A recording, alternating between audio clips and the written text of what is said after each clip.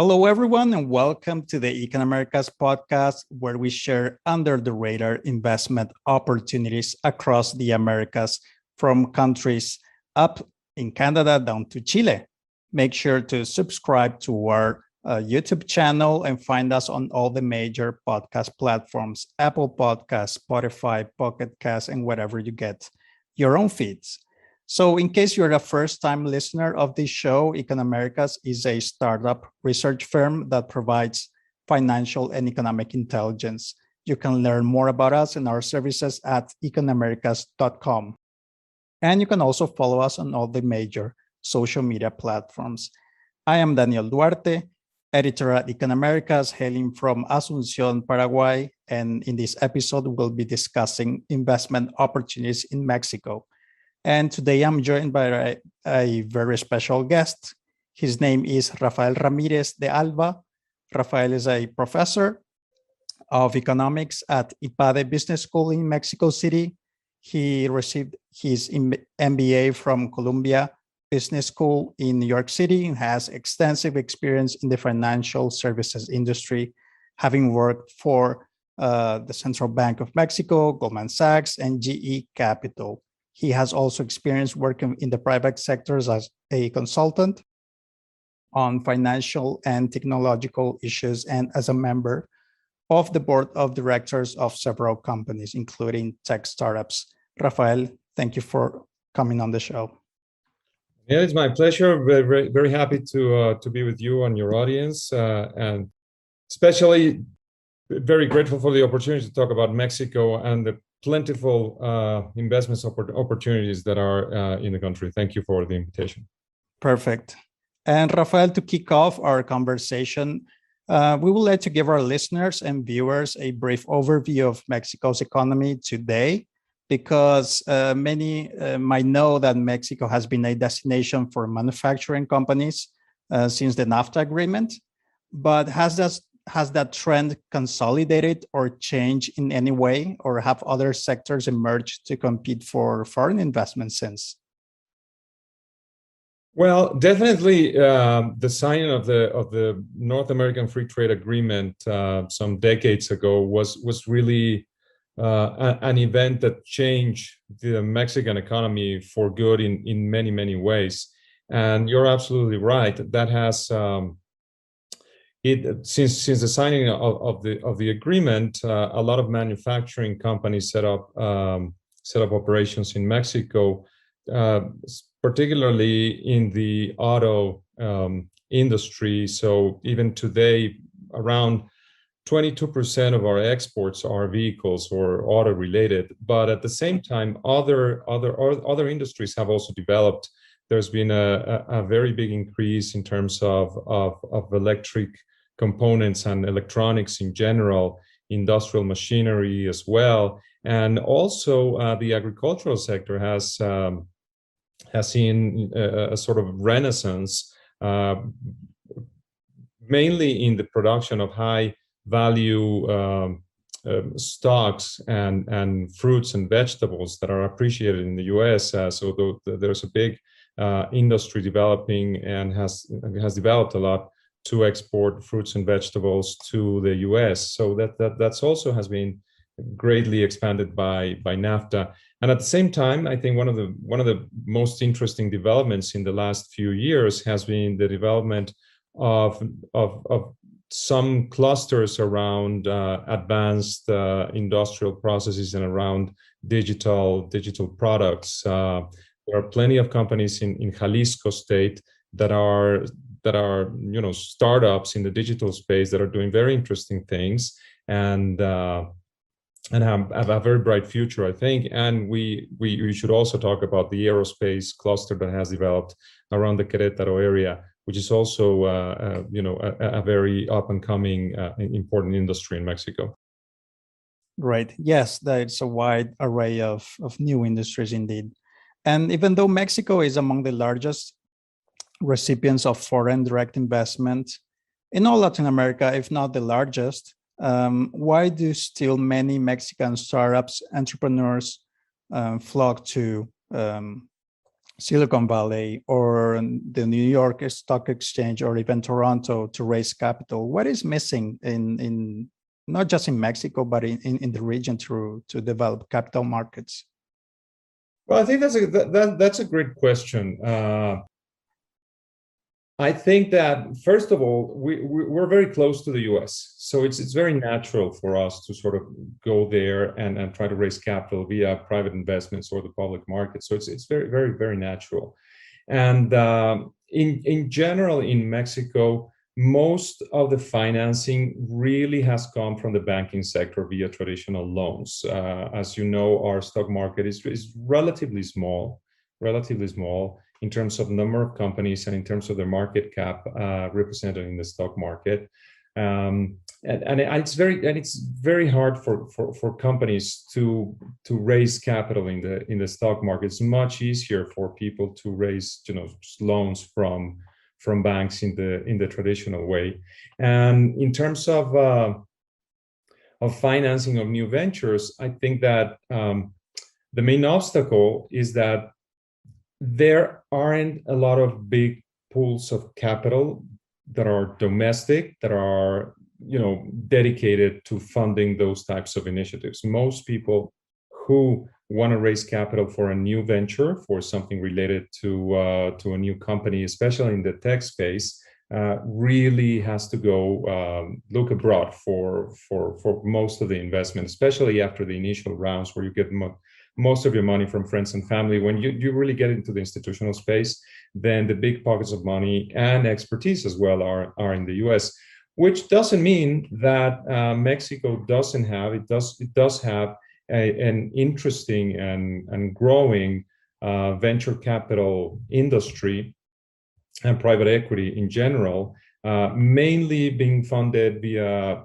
foreigners, but with funds that are set up in Mexico, and also from a number of family offices that have seen private equity and venturing as interesting avenues to diversify their holdings and really get into that space. So yes, it's relatively small, but I think it's growing, and I think it's going to continue growing in the next few years, especially if we can manage to achieve some level of macroeconomic stability that makes people, more willing to spend their money and invest in Mexico, which is at this time still some of a question mark. Interesting. And we have seen in some countries in Latin America a drive to expand retail investor access to capital markets in general. For instance, in Brazil, there has been a large push to get retail investors, really regular workers, access to investing in the stock market, and in Colombia with digital banks, and has this trend. And of course, in the US, as you may have heard, the investment in the stock market and all sorts of securities in this year has exploded. And as people have more time to be online and check out many different things in this year of the pandemic. So have we seen this same trend in Mexico or not yet? Oh, absolutely. There are a number of players who are trying to get into the space. I would venture that many traditional brokerage firms are starting experimenting with providing tools to small investors so that they can tap different sorts of investments and really invest in the capital markets. And also you see a lot of emphasis coming from big international players like BlackRock, for example, trying to sell their funds in Mexico, making a big push in trying to reach the individual investor and providing them with tools and alternatives to invest their money. So I'm seeing that as well. It's still relatively small, so there's a lot of opportunity there. But especially focusing on sort of not the big fortunes or people who have a lot of money to invest, but really people who have sort of relatively small amounts personally, but that they want to invest and trying to find better returns that what they can get in a bank. That's something that's still a big opportunity in the future. There's also a number of interesting things going on, like, for example, crowdfunding platforms that have been very, very successful. And it's all driven by the search for yield, right? I mean, if you are a small investor in Mexico, as in many other countries around the world, and you keep your money in the bank, you're going to get at most, 0.5% interest, and really nothing. So being able to invest your money via these platforms in an intelligent way, where you don't run excessive risks, I think it's very interesting. Another opportunity that I would like to point out is that there are a number of platforms that are trying to do this in the real estate space. A very interesting experiment going on these days. I'm following that quite closely, but there are companies like 100 Ladrillos, 100 Bricks, that are trying to do precisely that, allowing small investors to participate in the financing of real estate, and they are having good results. I'm very positive about the prospects for that.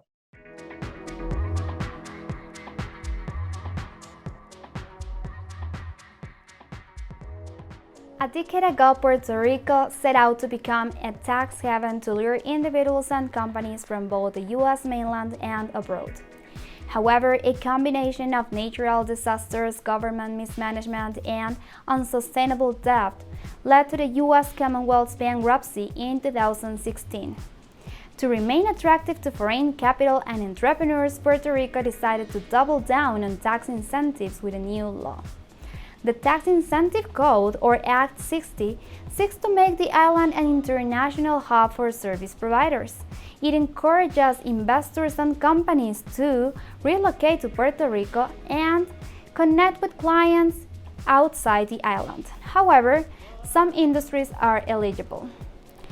Advertising, education, graphic design, call centers, consultancy, trading companies, health services, legal services, taxes and accounting, construction, engineering, architecture, and data processing.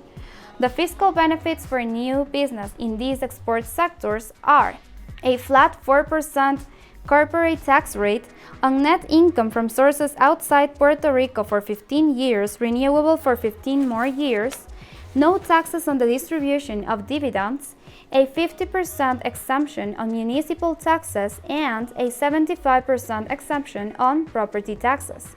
There are also benefits for individuals. Act 60 includes a special regime for investors willing to relocate to Puerto Rico. They are fully exempt on all passive income such as dividends and interests.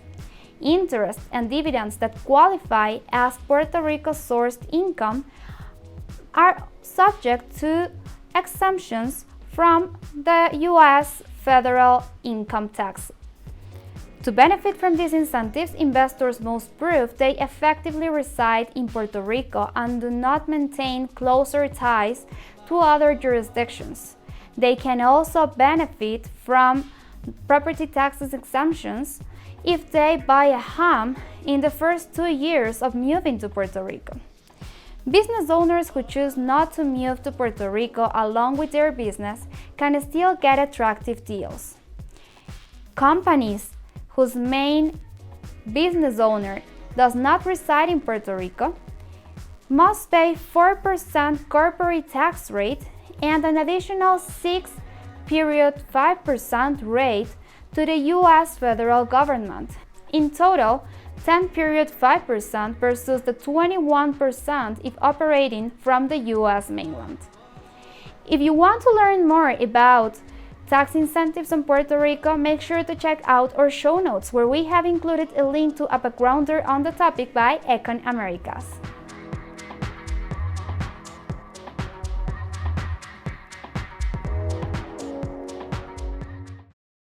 Great. And as you said, the search for yields is a phenomenon that's going across the world. In the developing countries, interest rates are now very low, even negative in real terms. Yeah. So investors are searching for opportunities in the emerging markets.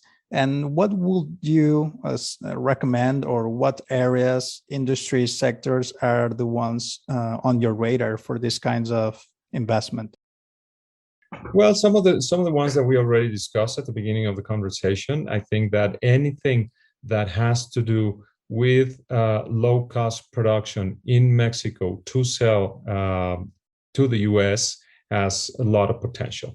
So anything that's related to the auto industry, because it's not only the assembly of cars, but all the things that go into that. So a lot of suppliers of that industry have tremendous opportunities to expand their businesses. So that'll be number one. Number two, explore opportunities in the farming space, in the agricultural space. Again, trying to export to the US and really linking supply chains between Mexico and the US, I think is also an interesting opportunity. There's also, if you look at the local market, the domestic market, we are still a country that you might describe as a middle-income country. So there's still a lot of things that need to be built. So anything related to construction, I think, is going to experience a renaissance in the next following years. Of course, now we're living through a period of transition with the COVID pandemic and the changes that has brought. A lot of office space stands empty, especially in big cities in Mexico City, Guadalajara, and Monterrey. A lot of retailers are rethinking their strategies, but the reality is still that there's a lot of need for property development, both commercial and residential. So that's also an industry that I think is going to experience a lot of growth in the future. And finally, going back to the digital transformation theme, there's a lot of very good talent in Mexico, developers and programmers that can be tapped. And really allow them to serve a worldwide market. It's not only the US, but it's anywhere around the world. So investing in high-tech companies that program and develop in Mexico, I think is also a very interesting opportunity. Exactly. Well, this pandemic, if it has shown anything, is that remote work can work great in many cases, and barriers to labor is just not nowadays not just a big barrier in borders. Is basically the digital barriers are falling down. So that's an area everyone is focusing on. Now, I would like to touch on two developments that I think are interesting. In one case, the Mexican billionaire Ricardo Salinas made an announcement these days that his bank, Banco Azteca, was going to the business in Bitcoin. But the Central Bank of Mexico was quick to clarify and basically say, no, Bitcoin transactions are, well, more or less it said Bitcoin transactions were illegal in Mexico. So do you think this situation will stand? I mean, Bitcoin or other cryptocurrencies having a hard time entering the Mexican market? Well, it's interesting that you mentioned that, because let me put it this way. I don't think Banco de Mexico really said that it's people are not allowed to buy or sell Bitcoin, or that Bitcoin in some shape or form is forbidden.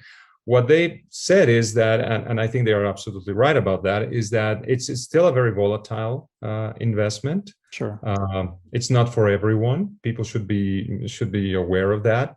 I think that now that valuations have come down dramatically from the highs of $60,000 per Bitcoin now to close to 30,000, 35,000, a lot of air has come out of that balloon. So I think people are being more thoughtful about what can happen with cryptocurrencies. They can go up very quickly, but they can also go down. So I think Banco de Mexico is acting prudently in saying, people be careful about this, be conscious of what you're doing. And it is also true that financial institutions still have a lot of regulations and things that they can't do in terms of providing access to buying and selling of Bitcoin. But it's not forbidden in any way, shape, or form. In fact, you have a relatively young startup called Bitso that's set up in Mexico. It's a perfectly legal operation, and they buy and sell cryptocurrencies, and there's nothing wrong with that. So and also I would also point out the fact that Mexico is one of the few countries, I think, around the world that has a relatively advanced fintech law that was passed a couple of years ago, in which cryptocurrencies are considered, and authorities realize that there are a lot of ways in which not only cryptocurrencies but the blockchain technology can be beneficial, and they've set up a safe space for people to experiment, doing it through legal means and setting up their companies and being a fintech. But I don't think Banco de Mexico or any other financial authority in Mexico is really sending the message, this is forbidden, don't do this, but just be careful about it, follow the rules, and make sure you don't put other people's money in danger in the process. Yeah, I think it also comes on the heels of El Salvador's project. So caution is the sentiment here that the central bank is trying to get across. So, and of course, remittances in Latin America is a huge market that cryptocurrencies are serving. As you mentioned, Bitso and others are really making a lot of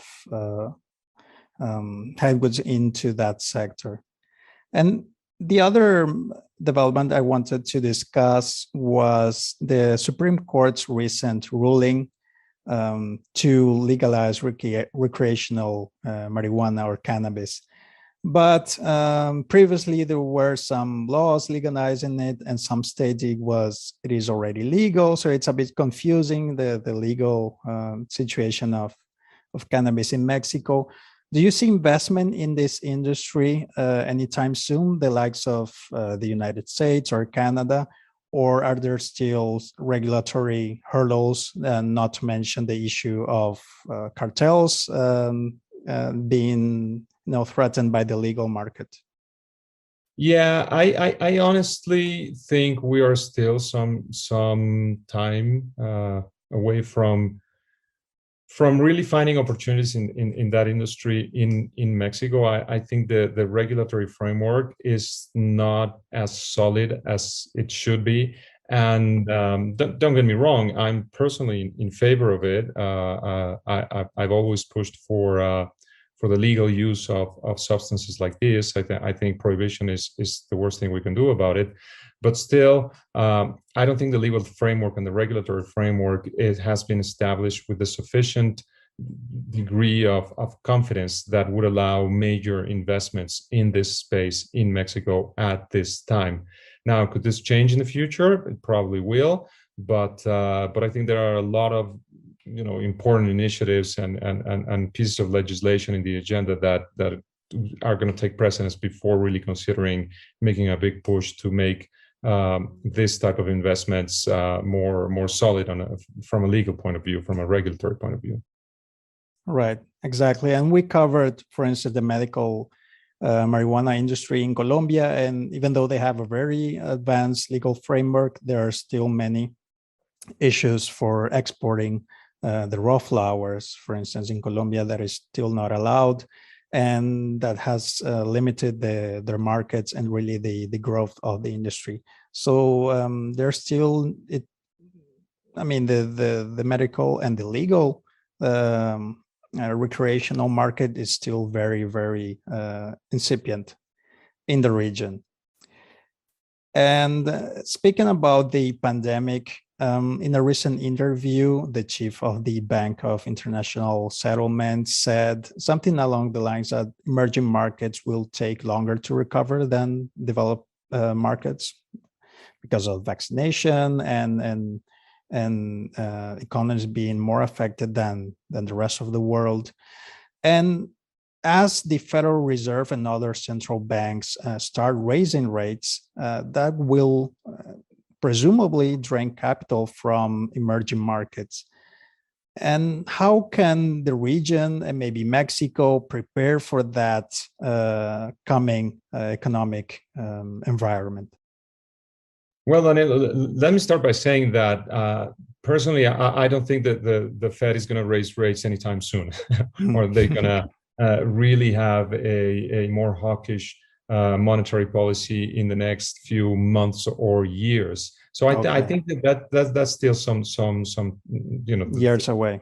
Some years away. But still, your point is very valid. I think the main challenge that we have in Mexico is really strengthening the rule of law in general and the predictability of decisions taken by the federal government. I think that's something that hasn't helped in the past few years. The situation is not as bad as some people might present it. There are positive aspects to the current administration that make me optimist.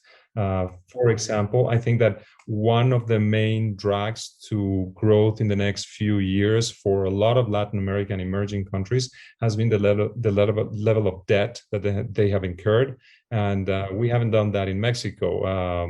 Public finances are relatively stable. Debt to GDP levels are below 50%, which is pretty reasonable. So if we can manage to provide a more welcoming environment for investment in general, especially foreign investment, but also domestic investment, and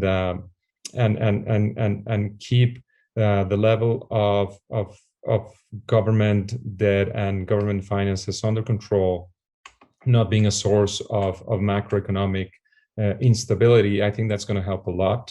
And you see it in the numbers and the figures that are being published just these days, around the recovery in Mexico. Just to give you some idea of the numbers we're talking about, the Mexican economy contracted around 8.5% last year because of the pandemic, and projections for this year are being increased, as we go along. And now the latest market consensus is of growth of around 6% or so in 2021, which is pretty good, and it should continue. A little bit lower than that, but it should continue into 2022, probably at a level of around 3.5% per year. So Mexico, I think, is one of the countries around the world that maybe not as quickly as China and some other countries, but it's going to rebound in the next few months, in the next few years, and also you have to consider that being so close to the U.S. and our economy being so tied up with the economy of the U.S., if the U.S. economy grows as strongly as a lot of people expect, at least in 2021, 2022, that's going to benefit Mexico. I mean, we're seeing in Mexico a record level of remittances, for example. The numbers just came out, and we're blowing every record every time they are reported. The level of foreign direct investment in Mexico of around $29 billion per year has been pretty stable, even through last year's pandemic. And most of our exports go to the U.S. 70% of our exports go to the U.S. So to the extent that the U.S. economy grows, I think that Mexico is going to benefit from that. And if you consider that monetary policy won't be as tightened as early as some people expect, I think the prospects of the Mexican economy are good in the next following years. Sure, we all hope so in all our countries. And finally, why won't you leave us with a thought or a trend that you see that is going to really alter the way work or the economy works in the coming years? Maybe something related to artificial intelligence. I saw that you read a book about that recently. How is that going to impact the way we trade and work? Well, let me give you an idea. I just for the record, I haven't written a book. I wish I had. I write about the subject and I teach about the subject. And let me share with you a recent interview that I just read that was where they interviewed the CTO of Microsoft, who's in charge of the artificial intelligence developments that are carried out by the company.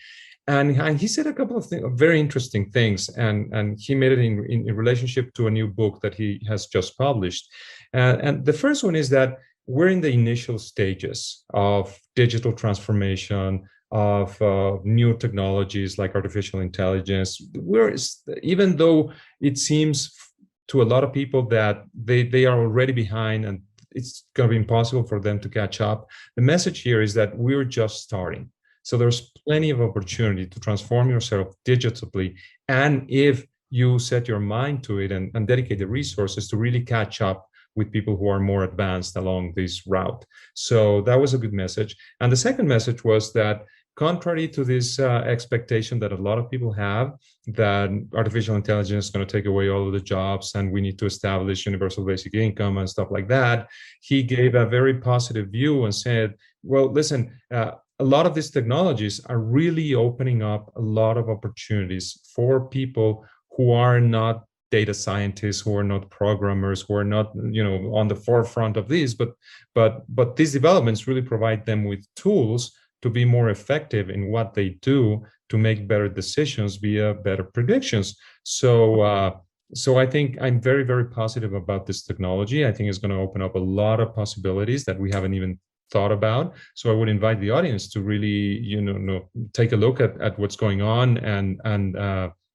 get more familiar with the technology and start using it to the extent possible in their day-to-day decisions, both personally and in their companies. So I'm very positive about that. I don't think it's going to take away all of our jobs. In fact, it's going to open up a lot of new possibilities. And I think that's the way of the future. My concern is not that it's going to advance too quickly, but that some regions of the world, some countries in the world, some companies will fall behind and will not take advantage of all the wonderful things that we will be able to do with this technology just because of a knee-jerk reaction to it and sort of trying to bury your head in the sand and look to the past and try to ignore what's going on. If you embrace it, if you study it, if you really use it, I think it's going to be very beneficial for companies, for people, and for humanity as a whole. So that'll be a message I would like to leave with your audience. Thank you. That was very insightful indeed. And we will put the book in the show notes. So folks, if you want to check it out, go to ecanamericas.com/podcast. We'll have all the links there. Also to Rafael's website, his work, what he's written, everything will be there. And Rafael, thank you again for coming on the show. Please stay tuned, folks, for more content like this. Thank you, Daniel.